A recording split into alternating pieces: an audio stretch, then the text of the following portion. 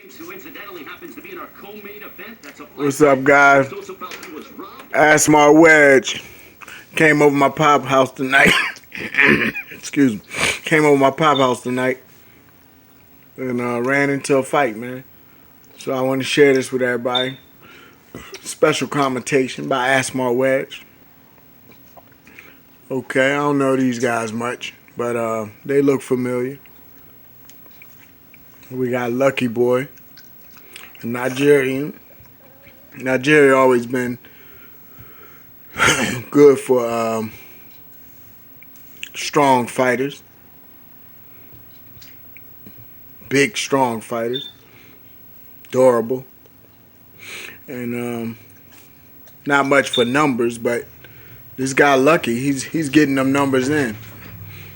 On my Mexican cat,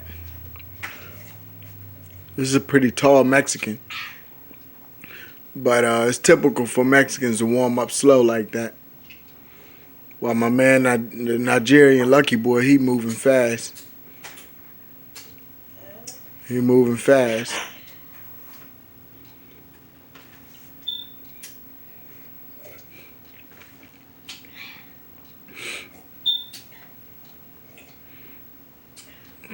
Okay. So just like a Nigerian with all that extra testosterone, with all that extra strength, he gonna put it all on the line. Every punch matters, and every second. You know, this is only the first round. It's always good and advisable to take your time and take away the opponent's offense. Be a little defensive in the first few rounds so you can know what your opponent can really do. Because Lucky Boy, he's going all out. He's not holding back much. See, he's going all in. And, you know, that'll be good if we was machines and, you know, we can, you know, we didn't get tired. But as humans, it's better to pace yourself in whatever you do, especially boxing. See? He's already slipping up, overexerting himself.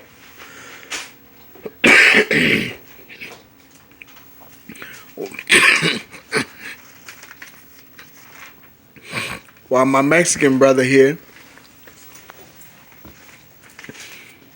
he's being more patient, and he's typical Mexican, not really defensive, but he's trying to be patient. And the thing that I like about the Mexican guy is he's moving forward while he's being patient. Most fighters, if they're at least intimidated by you, they're going to move backwards. This is showing me that he's not even intimidated. Okay. Ask Grandpa to help you do your homework. That's your homework? Tell him you got to finish it. It's an old fight that's showing. My man doing good lately. Man, I just saw one of my Facebook friends. He's working my man's corner. I didn't know that was his people's. Well, Asmar Wedge is commentating tonight, big brother. Don't take no offense, but I'm going to keep it real. The Nigerian guy is still like partially overexerting himself. He's kind of putting too much expression in each punch. Sometimes you can't show all you got. And it's only been 2 rounds. You know, the Mexican guy, he's backing up this round. That's letting you know that he likes the way that this guy is overexerting himself. He likes the way the guy is putting everything out there. He wanted him to continue to do that. So he backs up a little and give him a little room. Then he puts a little pressure on him when the Nigerian slows down. And the timing is going to come together eventually where the boxer beats the puncher.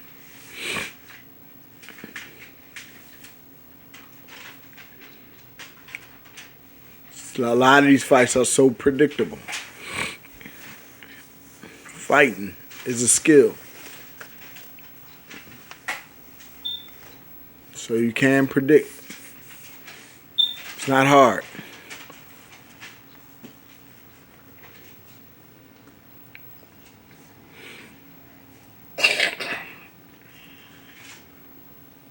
Okay. So my Nigerian brother is starting to get touched now. Now he's kind of, his body is going into emergency mode because he's like, wait a minute. I was the one working. Now this guy is outworking me because he's showing my vulnerability, and it's becoming a shock to my Nigerian body because of the simple fact of the immaturity of him not knowing what to do to stop the attack. It's like when you're fighting a baby, the baby don't think about what's going to be done to him. He only think about what he's doing to you. So when you hit the baby back, his heart breaks and he start crying. He goes into shock because he never expected that. So my Nigerian brother is slowing down now, and it's only early in the fight where the Nigerian has changed his plan, and that's not good. He was forced to change his plan because my Mexican brother is starting to counter and land punches too early in the match. And oh no, that's not my Facebook brother. I thought it was one of my Facebook brothers. This is another guy that I seen though. But it's all good. Who's ever training this Nigerian is really gambling on athleticism and strength, speed, and toughness. And that's not enough in a professional boxing match. You need skills. Hey, Dad. Sound like... Yeah, just recording the fight that came on not long ago. So we back at it. Now we got the Nigerian. He don't have one but one plan. You know, before he came to this fight, he already planned to go in and out-tough the guy. And the Mexican, being very unique for a Mexican, he actually boxed this cat. He actually went back when he doesn't have to. He's just as strong as the Nigerian, but he decided to go back because he knows skill pay the bills. Go wash your hands, boy. Did you hear me? So go wash your hands. You just came out the bathroom. You know, the Mexican is barely getting hit. That's another strange topic. Can I get in the house? Get my clothes on? Whenever the Mexican is barely getting hit, somebody's in trouble. What is this? Who's that? First body punch I seen the Mexican throw. He's starting to drop down now to the body because he's slowing my Nigerian up. That athleticism going to run out. That's the name of the game. Athleticism runs out before knowledge, before skill. That's why they say skill pay the bill, because athleticism runs out. It's great when you got it, but when you lose it, I know he is. we got a little burst. See, this early in the fight. This early in the fight. This is one of Muhammad Ali tricks. Let you burn yourself out and then turn around and take the fight from you at the end of the rounds. I would have never thought a Mexican was going to do that. But this Mexican actually putting pressure too. So he's not showing this Nigerian any respect. So the Nigerian, ooh, and that left hook is always on the money. That left hook is wide open. The Nigerian absolutely has no defense. And if you have no defense and you're fighting off of athleticism, when the athleticism run out, you know, you die. Ooh, caught him with that left hook again. So he got a home spot for that left hook. Now this is going to tell you if the Mexican is a real authentic puncher. Because now he got a free home run spot. If he could turn that left hook with that little short left hook like Joe Louis, that little 6-inch left hook, if he could turn that and send that guy to the ground, you know, he just added some more money onto his budget. Okay, we back at it. Nigerian don't look tired, of course, but there's a difference between being tired from not being in shape and being tired from being overworked. He showed elements of being overworked, like surprised and shocked and hit when he don't want to get hit. Unexpected punches. That stuff take a lot out of you. But as far as him being in shape, he's definitely in shape. He's coming like a missile still. Now it's up to the Mexican to be more experienced and start sitting down on some of them punches. You know, and making them hurt. Because at this point, the Nigerian messed up already. His game plan is already messed up because his game plan was to come and put pressure on the Mexican and just dominate and make him quit. But the Mexican played possum and then came back and I mean, showing the Nigerian that he's just as big as him. They punch for punch, they're equal. So the Nigerian not going to just dominate this guy. However, the Mexican got to be smart enough to keep letting them punches go and stop the Nigerian from playing that rush game. Make him change his mind. Ooh, see that left hook? That left hook is the secret weapon. You gotta count from 1, 2, 3, 4, 5, 6, 7. 18, 19, 20. Secret weapon. That left hook.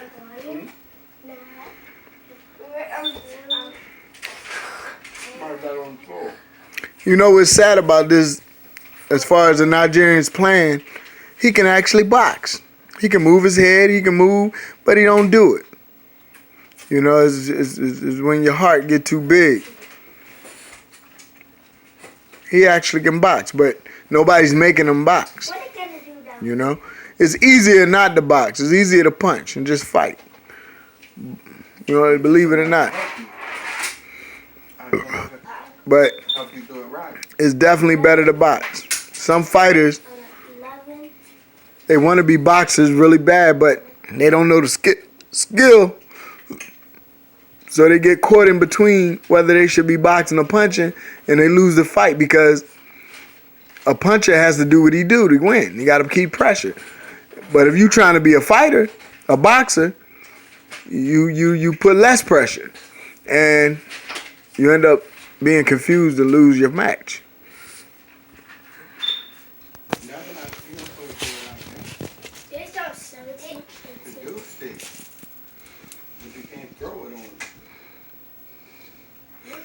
Okay.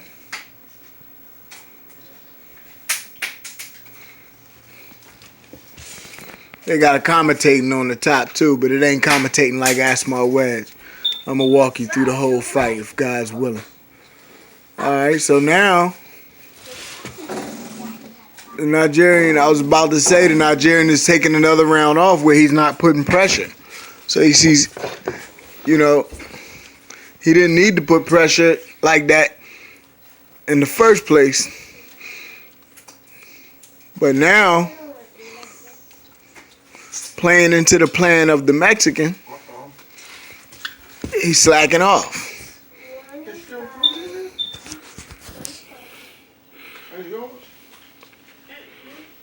But the Mexican brother is not polished enough to really, or accurate enough to really make him pay. You know, you got to be polished. Just because you got the plan don't mean that you can perform it. Only thing the Mexican's really doing that's crucial, as far as what's making him win this fight, is he's landing the harder shots when he does land. And he's landing them because my man has absolutely no defense. And my man is getting hit with flush left hooks and flush punches. So, especially that left hook is there every time. So it's like he really should be knocked out. But since he's not knocked out, you know, the judges can give him the benefit of the doubt because he's really, really trying. And he's making it entertaining for the average eye. But for people who know what to look at, he's out of decisions. It's just the Mexican not capitalizing. And it could be because of two things. It could be because he got a plan to get him later, or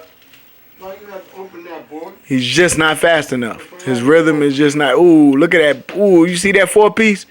2 to the head, 2 to the body. He rocked his boots with that. I love going up and down. 2 to the head, 2 to the body, or 2 to the body, 2 to the head.